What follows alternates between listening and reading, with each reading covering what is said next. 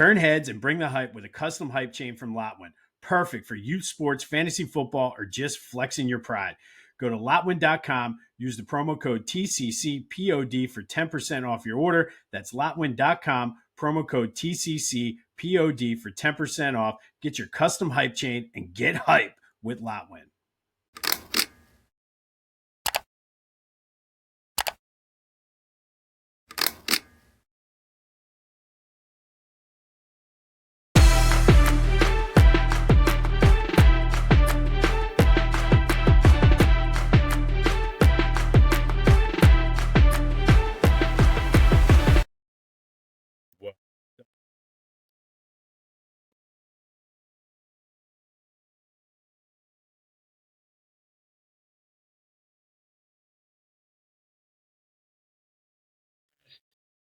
Let's get into it because it's a good Friday. And as usual, we have a ton to get to today, but that's more like it.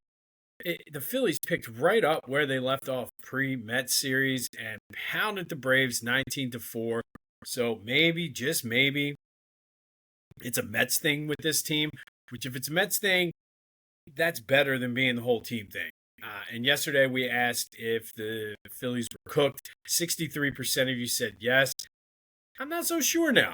Maybe it's just, like I said, maybe it's just the Mets. They were able to take their frustration out on the Braves yesterday, bounce back in a historic way. Kyle Schwarber tying a Major League Baseball record with 4 home runs in a game, becoming just the 21st. And most of these were bombs. Like he hit 3 of them, I think, to the second deck. So just an outstanding performance by Kyle Schwarber. Like I said, becomes the 21st player to hit 4 home runs in a game, which 4 home runs in a game is a rarer feat than a perfect game. The only thing that I could find that was more rare than 4 home runs in a game is an unassisted triple play. But Kyle Schwarber becomes the 4th Philly and 21st player overall to hit 4 home runs in a game. Also set a team record with 9 RBI. More on that later. He's on pace now to break Ryan Howard's record. He is 9 away from tying it, 10 from breaking it. He has 49, but he is on pace to break Ryan's team record of 58. He now sits alone all time at number 2 on the Phillies all list, passing himself, Ryan Howard, and Mike Schmidt with his 49th on that 4th one. Had a shot at 5 too, and just missed it. It was almost like batting practice, and you could tell he wanted it. But just a great win. They also tied a team record for home runs in a game with 7. And like I said, this is a good bounce back game. This is what I needed to see. I needed them to come out and do that tonight because this is the way they were hitting pre-Mets. So whether or not the Mets have tells on tipping pitches and things, that was the big rumor earlier this week. Maybe there's something to that.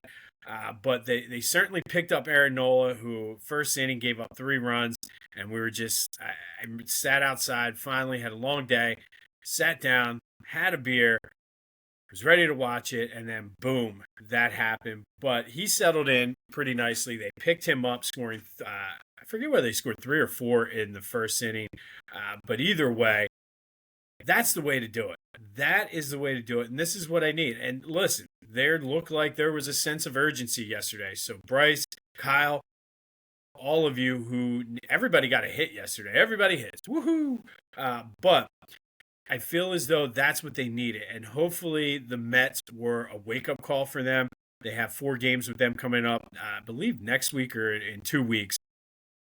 But that's the way you respond. And the Mets lost to the Marlins, and they go back to being the Mets. It's the most bizarre thing I've ever seen. The Phillies came in red hot, looked like chumps against the Mets. The Mets came in terrible, looked like World Series champions. And then as soon as they leave New York, the Mets go back to sucking, and the Phillies go back to being red hot. So we'll see what happens with that. But back to Aaron Nola. He did move into 3rd place on the all-time Phillies strikeout list, passing Cole Hamels. He's only 26 behind Robin Roberts. So in theory, he could pass him for 2nd place all-time this season. No chance anybody is catching lefty. But top to bottom, good win. A little concerned about Nola's struggles, but again, that's Nola. He has his blow-up inning and then settles in nicely. Still giving up too many home runs, but again, that's Nola. I said it in a couple different text chains last night. Nola's going to Nola. So good win, 19-4. Let's keep that momentum rolling tonight. But like I said, maybe I was a little too hasty in my burying of the Phillies because it seems to me it really is a Mets problem. And I don't know, it's bizarre to me why they just have a mental block. So if they come out and beat the Mets, at least split or win 3 out of 4 in Philly, I'm feeling much better about it. But Ranger takes the mound tonight against the Braves. So let's keep it rolling. It does lead to today's question of the day, though. Is Kyle Schwarber the MVP? Obviously, he's the MVP of the Phillies, but essentially, it's a two-man race from the way I see it right now between he and Ohtani. And both of them are DHs. I know a lot of people don't like to put a DH as the MVP, but between the two of them, they're just having monster seasons. So I think you got to give Kyle a look, and maybe that's not a bad little bet to place. I don't know what the odds are after last night. I'm sure they went up. But let me know your thoughts. 267-495-8531. That's the Back to the Future voice and text line. Get that. Anything else Philly sports related off your chest. But is Kyle Schwarber the MVP in the National League this year? It'd be hard pressed to say no. I mean, I could certainly see the case for Ohtani. But after last night, major league record, 4 home runs in a game, and had a shot for 5. Usually when guys hit 4 home runs in a game, they don't get a shot for 5. But he was up, and I kind of wonder if it was a regular pitcher and not a position player, if he'd had a better shot at it. But let me know, is Kyle Schwarber your National League MVP this year? And then sticking with the Phils for yesterday's trivia question, I borrowed this from my friend John Foley. But who has the single most home runs in a season against the Mets? That would be Dick Allen with 10 back in 1968. I did ask you who was number 2, and that is Ryan Howard with 7 in 2006. And that goes back to his MVP season. All right, we have some Eagles news, some familiar faces coming back. Britt Covey coming back, likely to be the punt returner, which will make Vic Fangio happy that Cooper DeJean is not returning punts. It makes me happy that Cooper DeJean is not returning punts. So he joins Epps as former Eagles who are coming back to help the team. They also announced they'll be wearing the Kelly Green jerseys 3 times this season against the Giants in Washington at home. And then on the road down in Dallas, they'll be wearing the Kelly Green jerseys. I like that they're wearing them on the road. I wouldn't mind seeing them bring back the white alternative, or the white, I guess the road jerseys for the Kelly Green, but always a fun time when the Eagles wear the Kelly Green. And then the other big news, Cowboys, Jerry Jones, please don't ever change. Micah Parsons was traded to the Packers, significantly weakening the Cowboys. And I think now it comes down to a 2-horse race between the Eagles and Washington for the division. It also helps the Giants out, which I think Giants might be able to steal a game against the Cowboys this year as well. But more on that in a minute. But what does it mean for the Packers? And I don't know. I mean, it certainly upgrades their defense. But everybody's saying, oh, the Packers are going to be tough now. The Packers are going to be tough. And I'm looking at this differently. I think this bodes well for the Eagles when it comes to seeding in the NFC. Because you have to figure, you have the Lions, you have the Packers. We're already going to be there. The Packers now are on par with the Lions. You have the Vikings. J.J. McCarthy is a wild card there. I personally am a J.J. McCarthy fan. Yes, I'm a Michigan fan too, so that has a little bit to do with it. And then you have the Bears, who everybody's saying that under Ben Johnson, that Caleb Williams looks pretty good. So I see it as, okay, these teams are going to beat the crap out of each other and should help the Eagles with seeding. Now, come playoff time, that's a different story, but I don't think this is a big of a deal for the Eagles in the sense that, yes, the competition to win the NFC just got a little bit better. But I think from a seeding standpoint, we've seen it so many times that if things have to go through the link, it's a tough pace to play. But Michael Parsons going to Green Bay, a little surprised he traded him to an NFC team. But I mean, it was a hefty price tag. So we'll see what happens. I mean, Micah has always been solid against the Eagles. And like I said, he certainly makes that Packers defense a little bit better. But I'm still not 100% sold on Jordan Love. So yeah, I need to see more out of him. But I do think the NFC Central just got a lot tougher, which bodes well, like I said, for the Eagles when it comes to playoff seeding. And it certainly knocks the Cowboys down a peg in the NFC. So we'll see what happens with that. But it is Eagles Cowboys less than a week away from the season opener where we raise the Super Bowl banner. Looking forward to that.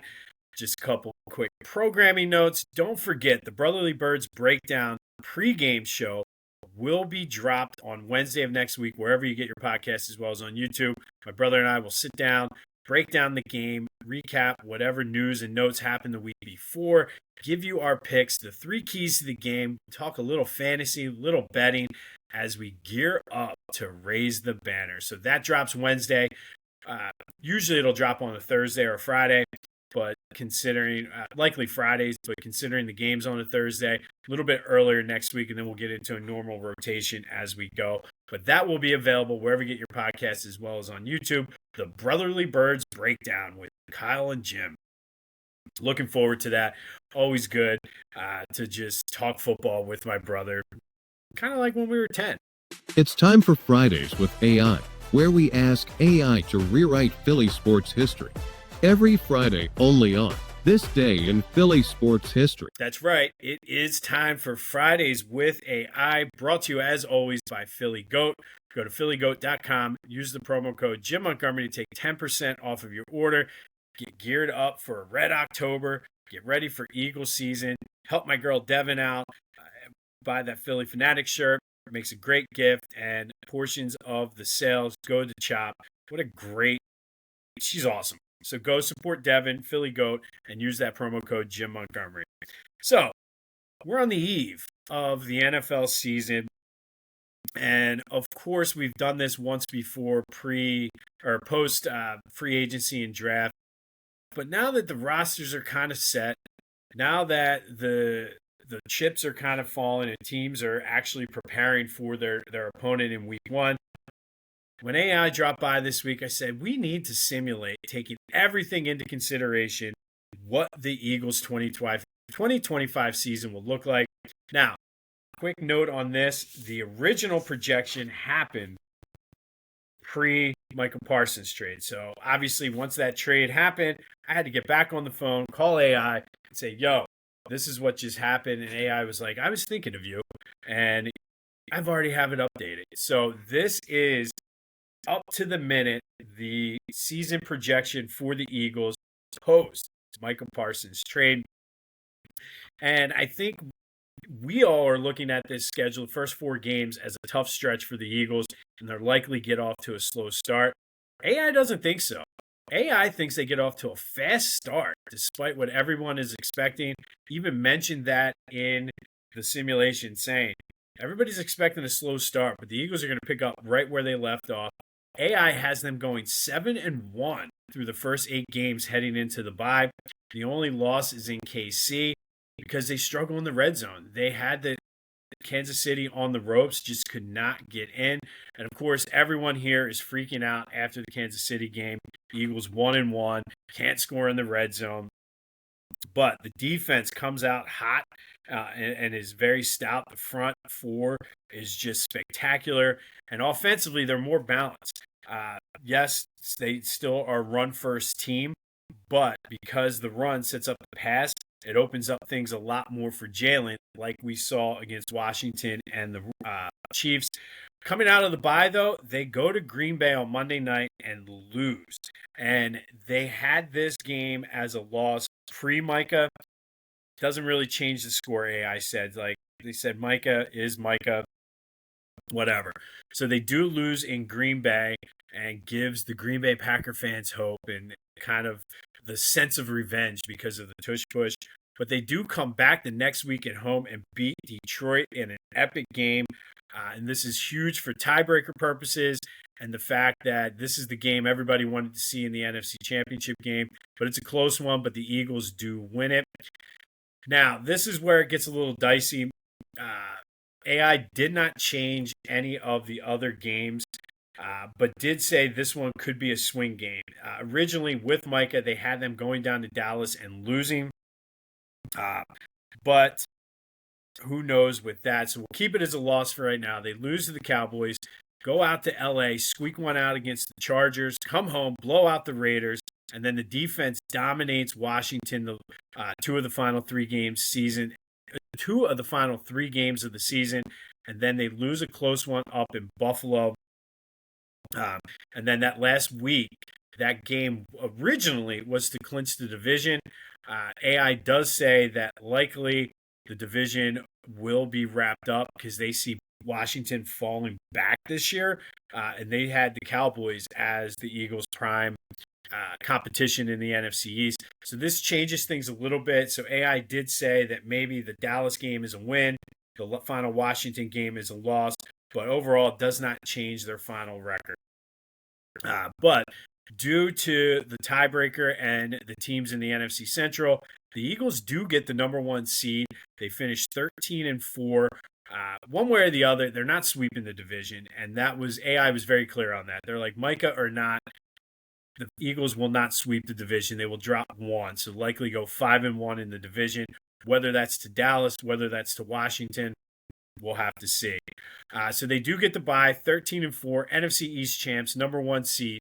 Some stats: Jalen Hurts throws for 4,000 yards, 29 touchdowns, 11 interceptions, rushes for another 10. AJ and Devontae both go over 1,000 yards. Saquon kind of takes a step back after having 2,000 yards and only gets 1,200 yards rushing. That's okay. 1,200 yards is still a pretty damn good season. Adds 12 rushing touchdowns. But defensively, this is where it is. They're a top 5 scoring defense. It's hard to score against the Eagles in this AI simulation. Jalen Carter breaks out with 11.5 sacks. Nolan Smith continues his breakout, has 9 sacks. And then Quinyon and Cooper are lockdown corners. Quinyon only gets 3 interceptions, but AI did mention mostly that was because teams don't throw to his side. So I would certainly take that. So now what does it mean for the playoffs? AI, even after the Micah trade, still has the Lions winning the NFC Central, which means the Packers come in once again in the divisional round. And after a slow start, Packers come in fired up, feeling confident that they beat the Eagles earlier in the season. But Saquon carries the load, as he always did last year, leads the Eagles to the victory and setting up the NFC Championship game that everybody wanted to see last year, Eagles versus Lions. And after their epic game during the season, they play another one. Eagles win 24-23 when Jake Elliott kicks a 49-yarder late in the fourth quarter. The Eagles go on to the Super Bowl, the third time in 4 years they're in the Super Bowl. This time, though, their opponent are the Baltimore Ravens, and it's an epic matchup between Lamar and Jalen, defensive battle, chess match, as AI called it. Lamar Jackson gets a late drive, gives the ball back to Jalen with a chance to win it, and then the drive stalls at midfield. Couldn't quite get them into field goal range to give Jake Elliott a chance to send it to overtime.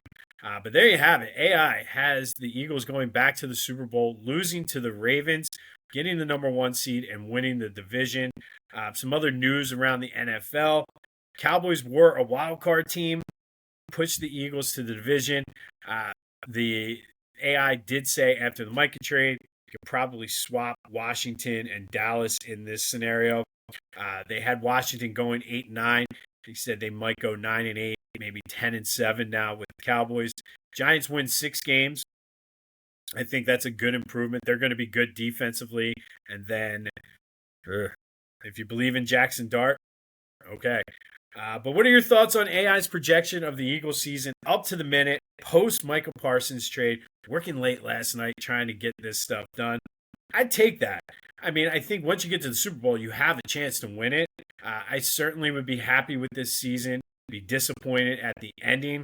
But with the Eagles with a chance to win back to back, certainly would take it. But what are your thoughts? Where do you see the Eagles going? And what are your thoughts on this week's Fridays with AI, brought to you by Philly Goat? Go to phillygoat.com. Use the promo code Jim Montgomery to take 10% off of your order. All right, some housekeeping. I mentioned the Brotherly Birds breakdown. Be sure to follow me on social media, Jimbo_Mont on Twitter and TikTok. On Instagram, at PhillyJimbo. Subscribe to the YouTube channel, Jimbo_Mont, and continue to spread the word. Follow me on social media, and the YouTube channel is the best way to stay in the loop as far as when new episodes of the Brotherly Birds breakdown drops. We're at the end of August, and that means the month is flipping over to September, and we're finally going to be able to get out of just straight Phillies on this day in Philly sports history. Sometimes the summers get a little mundane because it's all Phillies throughout the summer, but we have some other sports starting to get underway, so there'll be more of a variety on this day in Philly sports history. And also, we're finishing up our top 5 for the first 25 years of the century today. September, I guess what? Labor Day, whatever that is, September 2nd. We will be starting our underrated, underappreciated athletes in Philly sports history. So stay tuned for that. We will have a Labor Day episode. Probably will be a little bit later than normal, but it is a weekday, and I'm going to be home. So we will have an episode on Monday. So give you something to do at your Labor Day barbecue. But like I said, it will be later on. This day in Philly sports history is proud to be a part of the Clashing Conferences Sports Fan Network, a growing community of diehard fans turning their sports passion into something special. Whether you're looking for unique shows, want to launch your own podcast but don't have the time, or need production services, the ClashingConferences.com has everything you need. Explore fan-driven content, become a member, or tap into their media services to level up your brand. That's ClashingConferences.com, where fans' voices get heard. All right, speaking of the top 5 of the first 25 of the century, today is the last day. But before we get into the top 5 Eagles since 2000, lots of feedback on the Sixers yesterday. And this is what I like about having this platform and what I like about being a Philly sports fan. It was good, appropriate, back and forth banter, educated banter. It wasn't, you're an idiot, blah, blah, blah, blah, blah, blah, blah. It was, all right, here's why I can't put him on the list. And of course, Ben Simmons was a sticking point for everybody. And I get it. I hate Ben Simmons. I fell for the stupid gym workouts in the offseason. And then somebody in the Discord channel brought up the fact that he got all hyped when he hit the three-pointer in preseason. So did I. I was like, there we go. We're going to the championship. But then, of course, we know how that all played out. But if you look body of work and take feelings out of it, which sometimes I do, sometimes I don't. I'm a human. I think you got to put Ben. And to me, that again, that's a testament to just how terrible the past 25 years have been in Sixers history. So I appreciate all the feedback. And to the one person who did say I was doing it for clickbait, no, I wasn't doing it for clickbait. Tell you how I feel. Ben Simmons is one of the top 5 players for the Sixers since 2000. I mean, the stats are what they are. So, but I do appreciate the banter. And if you want to join the banter like that, click the first link in the description. That is the chat for the Discord channel. Lots of good talk. I expect it to heat up now that football season is here, and then Phillies playoffs coming up. So come over, talk some Philly sports, and let's have some fun. All right, so the top 5 Eagles, and there are a lot to choose from. Could have gone any number of ways with this, but I think I narrowed it down to the 5 top players. You can argue placement on the list, but let's get to the honorable mentions first. Obviously, Fletcher Cox you can make the argument he belongs on there. John Runyon, Brandon Graham, Jalen Hurts, likely by the end of his career, will be on there for the next 25.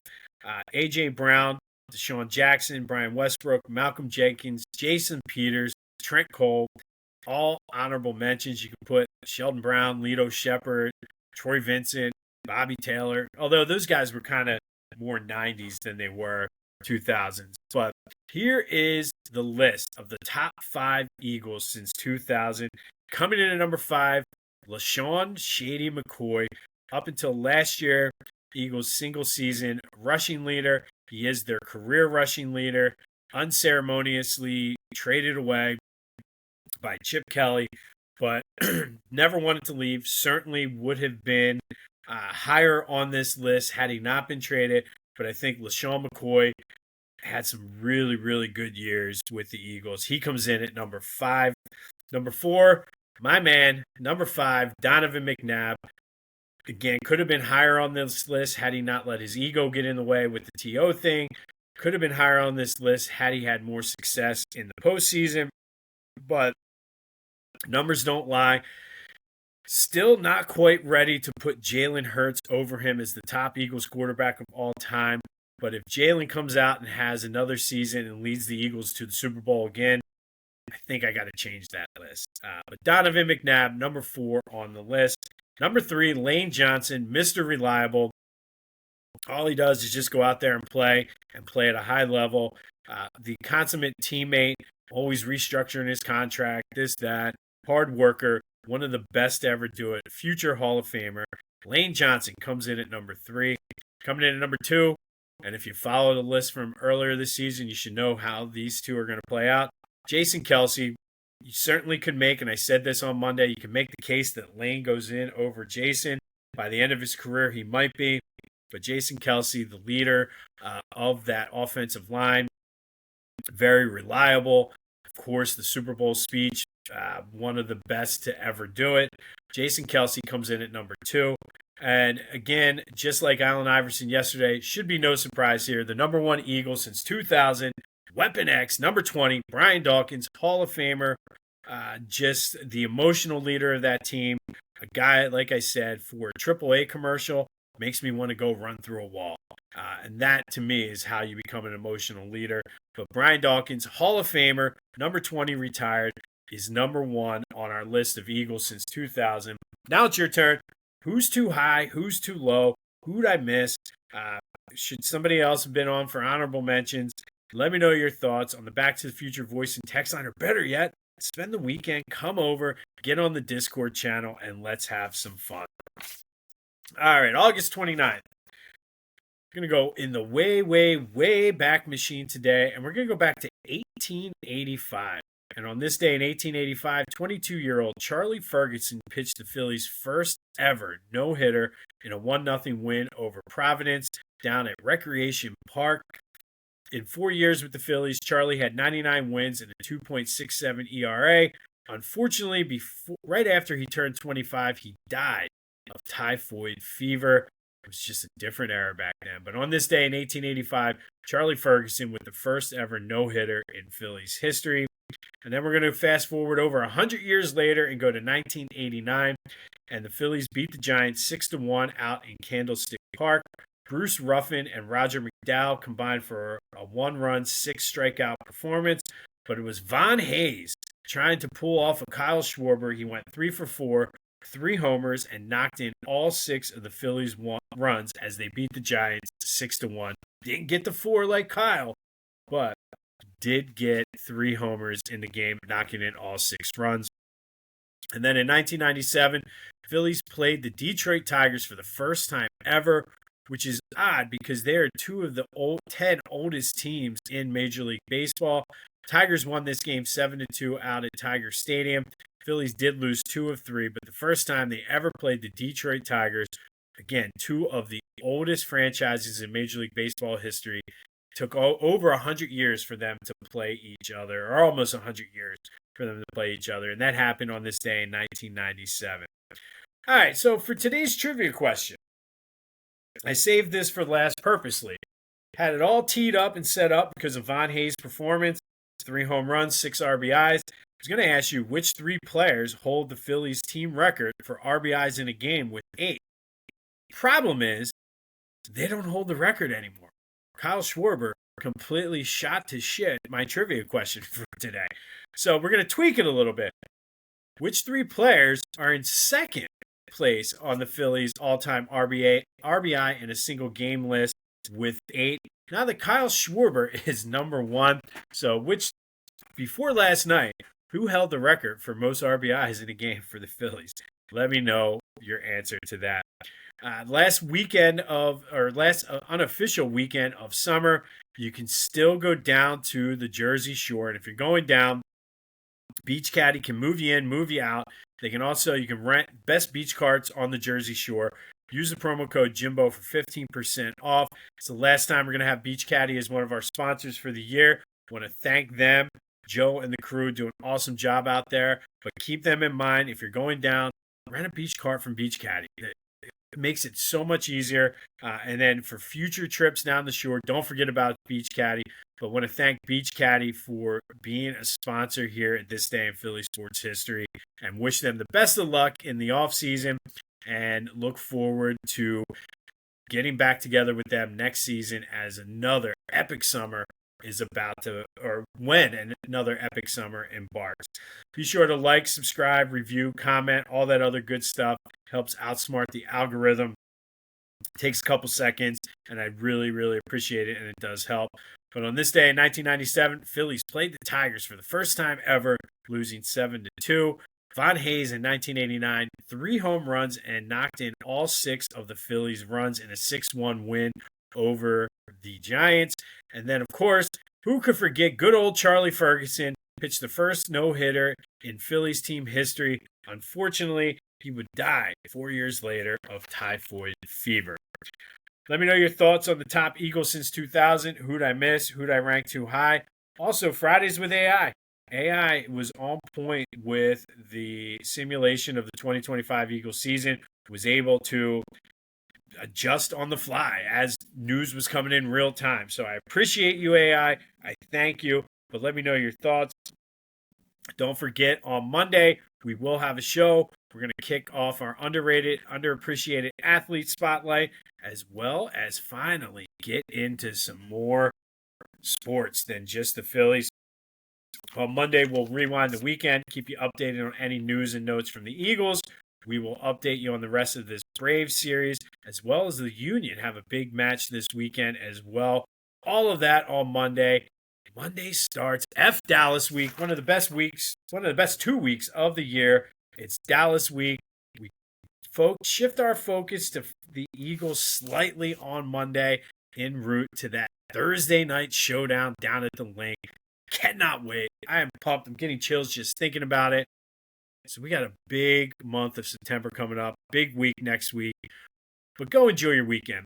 This has been This Day in Philly Sports History for August 29th, 2025. My name is Jim Montgomery.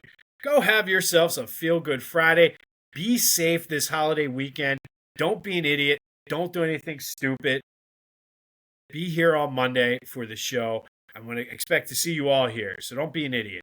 But go enjoy, and until next time, I'll see you when I see you.